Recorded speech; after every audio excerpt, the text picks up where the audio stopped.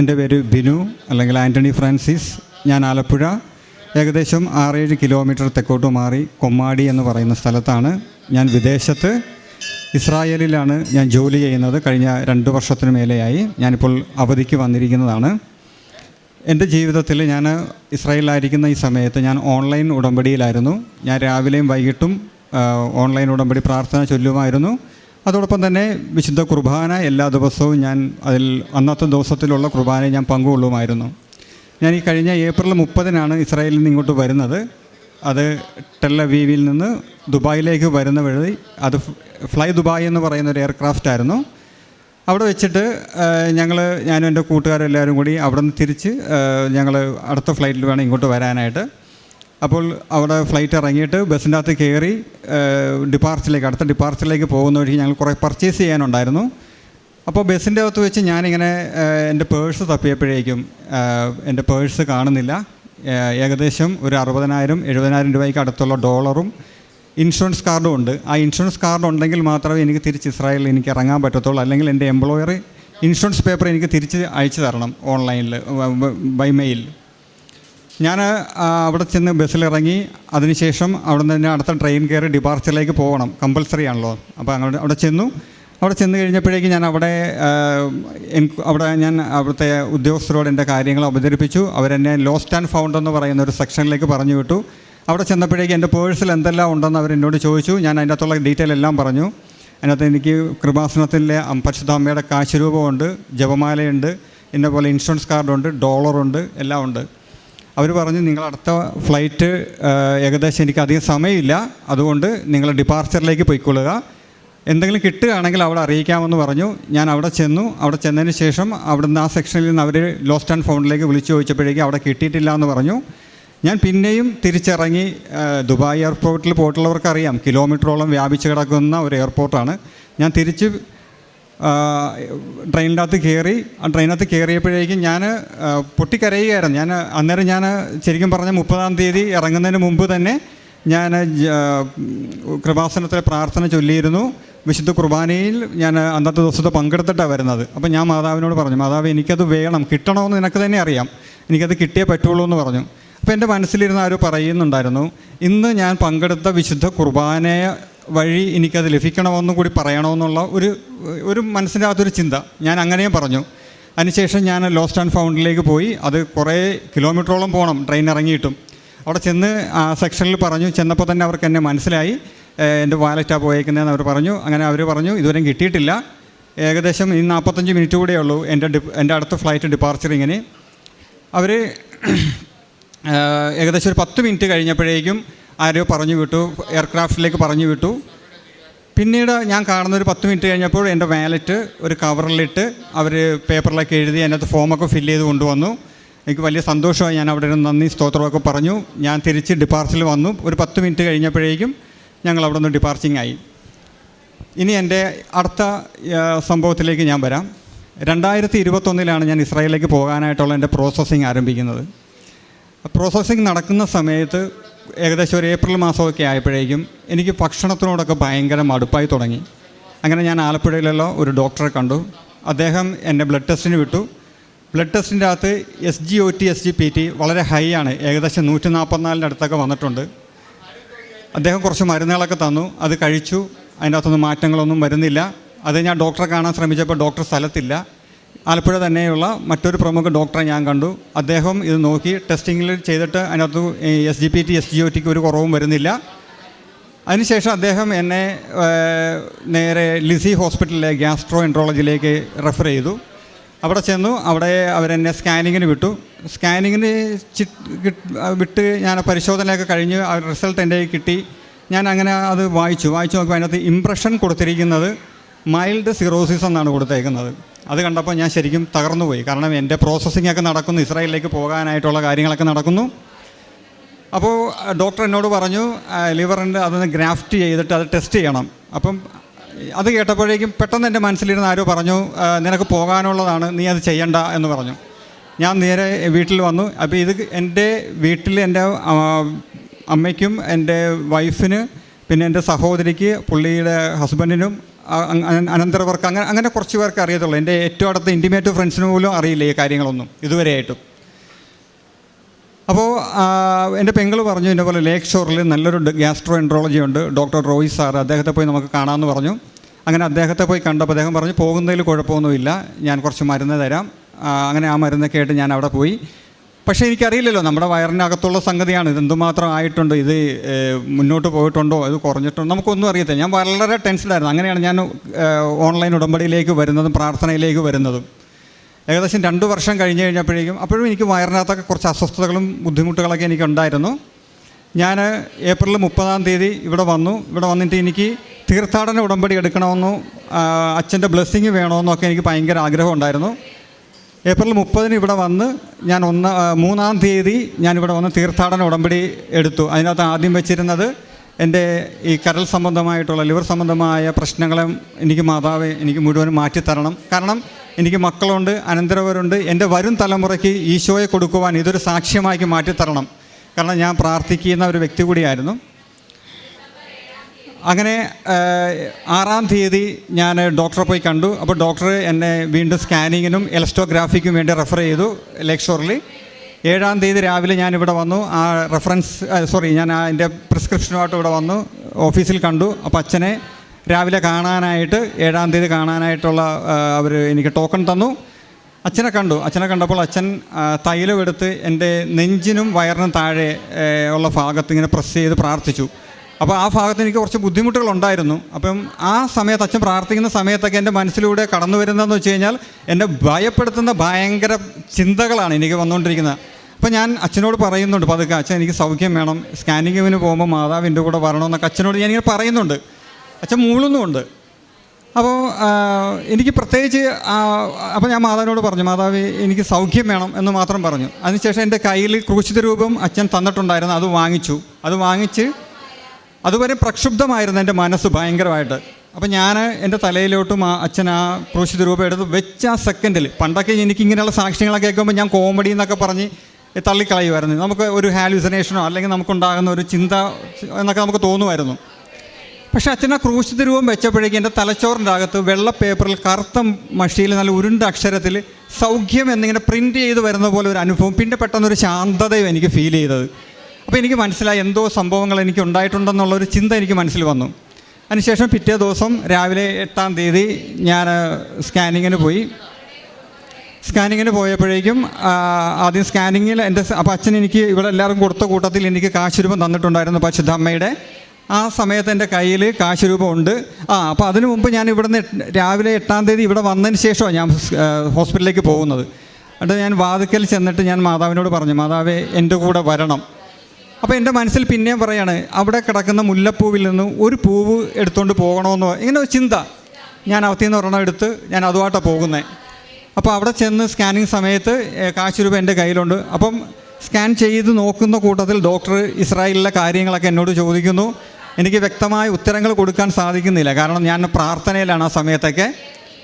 അതിനുശേഷം ഡോക്ടർ നോക്കിയിട്ട് പറഞ്ഞു, ലിവറിലൊന്നും ഞാൻ കാണുന്നില്ല, വയറിൻ്റെ അകത്ത് യാതൊരുവിധ പ്രശ്നങ്ങളും എനിക്ക് തോന്നുന്നില്ലല്ലോ എന്നിങ്ങനെ പറഞ്ഞു.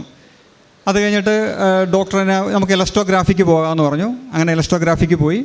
അവിടെ ചെന്ന് അതും നോക്കിയപ്പോഴേക്കും അപ്പോഴും ഞാൻ പ്രാർത്ഥനയിലാണ്. അപ്പം ഡോക്ടറോട് ചോദിച്ചു, ഡോക്ടറെ എന്തെങ്കിലും പ്രശ്നമുണ്ടോ, എനിക്കിങ്ങനെ മൈൽഡ് സിറോസിസിൻ്റെ ഒരു ഇതുണ്ടെന്നൊക്കെ ഉണ്ടായിരുന്നു 2 വർഷം മുമ്പ് പോകുമ്പോഴേക്കും. ഡോക്ടർ പറഞ്ഞു, നിങ്ങളുടെ വയറിൽ ലിവറിൽ യാതൊരുവിധ പ്രശ്നങ്ങളും ഇപ്പോഴില്ല. ഞാൻ അവിടെ തന്നെ കൈ തുറന്ന് കാണിച്ച് ഞാൻ പ്രാർത്ഥനയിലായിരുന്നു എന്ന് പറഞ്ഞു. അതിനുശേഷം ഡോക്ടറെ കണ്ടു. അപ്പോൾ ഡോക്ടർ പറഞ്ഞു, നിങ്ങൾക്ക് ഇപ്പോൾ യാതൊരുവിധ കുഴപ്പവുമില്ല എന്നുള്ള റിപ്പോർട്ട് കിട്ടിയിട്ടുണ്ട്. ഞാൻ ഡോക്ടറെയും കൈ തുറന്ന് കാണിച്ചു, ഡോക്ടറെ ഞാൻ പ്രാർത്ഥനയില്ല, കൃപാസനത്തിലെ പ്രാർത്ഥനയിലാണ് എന്ന് പറഞ്ഞു. അതിനുശേഷം ഞാൻ അവിടെ വെച്ച് തന്നെ കുറച്ച് പേർക്ക് കൃപാസനം പത്രമൊക്കെ കൊടുത്തു. തിരിച്ചിങ്ങ് പോകുന്നു. അപ്പോൾ അതിൻ്റെ സാക്ഷ്യമാണ് ഞാനിപ്പോൾ ഇവിടെ പറഞ്ഞത്. ഇനി 2 കാര്യങ്ങളും കൂടി പറഞ്ഞ് വിശ്വാസത്തെക്കുറിച്ചുകൂടി പറഞ്ഞ് നിർത്താമെന്ന് ഞാൻ ആഗ്രഹിക്കുന്നു. ഒന്നാമത്തെ കാര്യം, ഈ കൃപാസനത്തിൻ്റെ ആ പരിസരത്ത് തന്നെയാണെങ്കിലും ഒരിക്കലും എനിക്ക് ഇവിടെ വന്ന് പ്രാർത്ഥിക്കണമെന്നോ അങ്ങനെയുള്ള ചിന്തകളൊന്നും എനിക്കുണ്ടായിരുന്നില്ല. കാരണമെന്ന് വെച്ച് കഴിഞ്ഞാൽ എൻ്റെ ചിന്താഗതി എന്ന് പറയുന്നത് ഈശോ സർവ്വവ്യാപിയാണ്, പരിശുദ്ധാത്മാവ് സർവ്വവ്യാപിയാണ്, പരിശുദ്ധ അമ്മയുടെ സാന്നിധ്യം എല്ലായിടത്തും ഉണ്ട്. പിന്നെ എന്തിനാണ് നമ്മൾ ഇവിടെ വന്ന് ഇങ്ങനെ പ്രാർത്ഥിക്കണമെന്നുള്ള ഒരു ചിന്ത എനിക്കുണ്ടായിരുന്നു ആദ്യ കാലഘട്ടങ്ങളിലൊക്കെ, ഈ അസുഖത്തിലേക്കൊക്കെ വരുന്നതിന് മുമ്പൊക്കെ. അപ്പം ഞാൻ ഓൺലൈൻ ഉടമ്പടിയിലേക്ക് ആയതിനു ശേഷം എനിക്ക് വന്ന ഒരു ബോധം അല്ലെങ്കിൽ ഒരു ഉത്തമ ബോധ്യം എന്ന് പറയുന്നത്, നമ്മളെല്ലാവരും ജീവൻ നിലനിർത്തുന്നത് ഓക്സിജൻ സ്വീകരിച്ചിട്ടാണ്, നമ്മൾ ജീവശ്വാസം വലിച്ചു വിട്ടിട്ടാണ് നമ്മൾ ജീവിക്കുന്നത്. ഒരു പ്രത്യേക സാഹചര്യത്തിൽ നമുക്ക് കുറ്റിക്കകത്താക്കി ഓക്സിജൻ നമ്മുടെ മാസ്ക് വഴി നമുക്ക് തരും അല്ലേ? എന്തുകൊണ്ടാണ്? നമുക്കിത് വെച്ച് തരുന്ന സമയത്ത് തരുന്ന ഡോക്ടറോ നേഴ്സോ മറ്റ് സ്റ്റാഫുകളോ ഇതൊന്നും ചെയ്യുന്നില്ല. അവർ അല്ലാത്ത ജീവശ്വാസം വലിച്ചാണ് അവർ ജീവൻ നിലനിർത്തുന്നത്. പക്ഷെ നമുക്കൊരു പ്രത്യേക സാഹചര്യത്തിൽ ഇത് വെച്ച് തരുന്നു. കുറച്ച് കാലം കഴിഞ്ഞ് കഴിയുമ്പോൾ നമുക്ക് ജീവശ്വാസം ഇതില്ലാതെ ജീവിക്കുന്ന ഒരു സമയത്തിലേക്ക് നമ്മൾ കടന്നു വരുമ്പോൾ ഇതൊക്കെ മാറ്റി നമ്മൾ സാധാരണ മനുഷ്യരെ പോലെ ആകുന്നു. എനിക്ക് വന്ന ബോധം അങ്ങനെയാണ് വന്നത് കൃപാസനത്തെക്കുറിച്ച്. ഇതും ജീവൻ നിലനിർത്തുന്ന, നമുക്ക് ജീവൻ തരുന്ന ഒരു വലിയൊരു സ്ഥലം തന്നെയാണ് പരിശുദ്ധ അമ്മ. കാരണം പരിശുദ്ധ അമ്മയുടെ പാദസ്പർശം ഏറ്റ സ്ഥലമാണ്. ഞാൻ വരുന്നത് ഇസ്രായേലിൽ നിന്നാണ്. നമ്മൾ ആരാധിക്കുന്ന, സ്തുതിക്കുന്ന, മഹത്വപ്പെടുത്തുന്ന, നമ്മുടെ പ്രാർത്ഥനകൾ ചൊല്ലുന്ന ക്രിസ്തു ചവിട്ടി നടന്ന മണ്ണിൽ നിന്നാണ് ഞാൻ വരുന്നത്. പരിശുദ്ധ അമ്മ, വിശുദ്ധ ഔസേപ്പിതാവൊക്കെ ജീവിച്ച സ്ഥലത്തു നിന്നാണ് ഞാൻ വരുന്നത്. അതുകൊണ്ട് പൂർണ്ണമായി നമുക്ക് വിശ്വസിക്കാം, പരിശുദ്ധ അമ്മയുടെ സാന്നിധ്യം നിറഞ്ഞു തുളുമ്പുന്ന ഇവിടെ വരുന്ന ഒരു മനുഷ്യനും ദുഃഖത്തോടെ തിരിച്ചു പോകത്തില്ല. 100% നമുക്ക് വിശ്വസിച്ച് പോകാവുന്നതാണ്. അതൊരു വിശ്വാസം തന്നെയാണ് പരിശുദ്ധ അമ്മയുടെ സാന്നിധ്യം. കാരണം ഞാൻ ബെത്ലഹേമിൽ പോയിട്ടുണ്ട്. ആ കാലിത്തൊഴുത്ത് മുതൽ കാൽവരിയിൽ ഞാൻ പോയിട്ടുണ്ട്. കാൽവരിയിൽ കല്ലറയുടെ അകത്ത് ഞാൻ കയറി പ്രാർത്ഥിക്കുന്ന വ്യക്തിയാണ്. കാലിത്തൊഴുത്ത് മുതൽ കാൽവരി വരെയും പരിശുദ്ധ അമ്മ പുത്രനോട് കൂടി തന്നെയായിരുന്നു അല്ലേ?